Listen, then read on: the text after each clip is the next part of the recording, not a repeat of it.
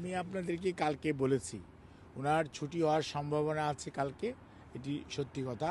এবং কালকে ওনার আর এইখানকার চিকিৎসকরা যদি ওনাকে ছুটি দেয়, কারণ ওই কিছু কিছু রিপোর্টের জন্য আজকেও একজন চিকিৎসক দেখে ওনাকে কিছু পরীক্ষা করার জন্য দিয়েছেন। সেই পরীক্ষাগুলো আমরা কালকে করাবো। উনি দিয়েছেন বিকেলের সন্ধ্যার দিকে এসে, সেগুলো করাবো।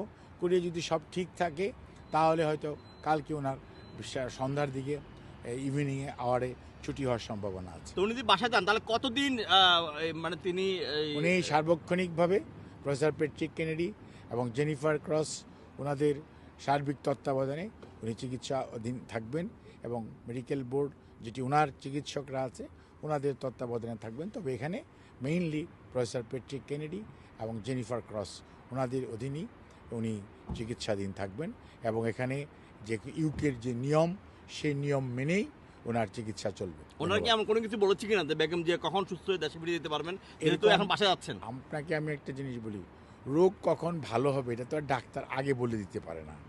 আবার আদৌ রোগ কতটুকু উন্নত ইমপ্রুভ করবে সেটা আগে প্রেডিক্ট করা যায় না, আপনাকে বুঝতে হবে। এটি মেডিকেল সায়েন্সে এরকম কোনো আগেই বলে দেওয়া যেত তাহলে তো ভালোই হতো। কিন্তু আমি তো আপনাকে বলেছি, কিছুটা আমি বলেছি যে আপনাদেরকে আমি বলেছি যে ইনশাআল্লাহ আপনার যদি এভাবে অব্যাহত রাখে, আমরা ওনার মানুষের দোয়া আল্লাহর অশেষ সহমতে আমরা ওনাকে দ্রুতই হয়তো দেশে ফেরত নিয়ে চলে যেতে পারি। বিশেষ করে লিভার, কিডনি, হার্ট এবং রেমাটোলজি, ডায়াবেটোলজি, ডার্মাটোলজি সহ বিভিন্ন বিষয়ের সময় বিশেষজ্ঞ চিকিৎসকরা ওনাকে দেখেছেন। বেশ কিছু পরীক্ষাগত 17 দিনে ওনাকে করিয়েছেন, এবং আমরা আশা করছি যে ওনার যে পরীক্ষার রিপোর্ট তার মধ্যে দু একটা এখনও আসেনি, কয়েকটা পরীক্ষার রিপোর্ট এখানেও হয় না, কয়েকটা পরীক্ষা আছে সেগুলো বাইরে থেকে ওনারাই করাচ্ছেন, তো সেগুলো হয়তো চলে আসবে। এবং আজকেও ওনাকে এখানকার বিশেষজ্ঞ এবং কিংস কলেজের বিশেষজ্ঞরা ওনাকে দেখেছেন, ওনার পরীক্ষা করে স্বাস্থ্য পরীক্ষা করেছেন, আমাদের ডাক্তার সাহেবদের সাথে কথা বলেছেন। আমাদের দলের ভারপ্রাপ্ত চেয়ারম্যান জনাব তারেক রহমান এবং ওনার সহধর্মিনী জুবাইদা রহমান এবং শামেলা রহমান সহ ওনার নাতনিরা উপস্থিত ছিলেন। আনটায়ারিংলি গত 5 বছর যাবৎ যেমন অনেকেই ম্যাডামের চিকিৎসার জন্য সবসময় লেগে আছেন, এবং দেশবাসীর অকুণ্ঠ সমর্থন, দোয়া এবং মোনাজাত, এবং বিভিন্নভাবে আল্লাহর কাছে দোয়া চেয়েছেন মানুষ, এবং আল্লাহ রাব্বুল আলমিনের অশেষ রহমত আজকে বেগম খালেদা জিয়া এখন এখানে চিকিৎসা করাচ্ছেন।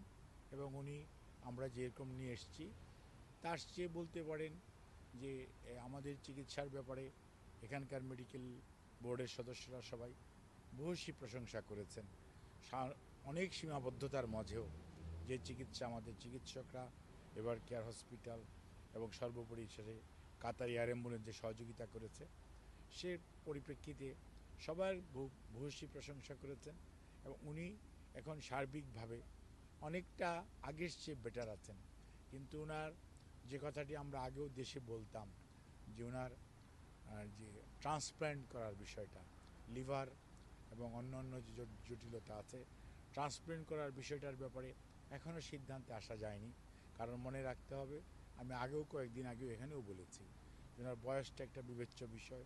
ওনার লিভার ডিজিজ, কারণ উনি জেলখানায় যখন ছিলেন একাকিত্ব এবং বলতে গেলে যে চিকিৎসা ওনার প্রয়োজন ছিল সেই চিকিৎসা থেকে ওনাকে বঞ্চিত করা হয়েছে। আর দীর্ঘ সময় আটকিয়ে রাখার কারণে যে সময় ওনার বিদেশে নিয়ে আসলে হয়তো আরও দ্রুত সুস্থ হওয়ার সম্ভাবনা ছিল, সেটি কিন্তু অনেকটাই আপনার আজকে এই সময়ে এসে আমরা চিকিৎসকদের বক্তব্য হচ্ছে হয়তো আগে হলে নতুন চিন্তা ভাবনা করা যেত।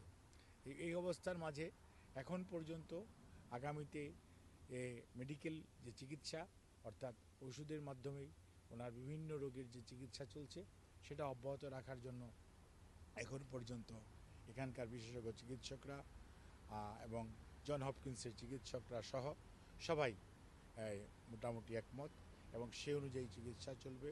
এবং এই চিকিৎসা চলা অবস্থায় ওনার শারীরিক অবস্থার উপর ভিত্তি করেই পরবর্তীতে এবং যে সকল পরীক্ষার রিপোর্টগুলো এখনও আসে নাই সেগুলো আসা সাপেক্ষে কয়েকদিনের মধ্যে হয়তো চলে আসবে।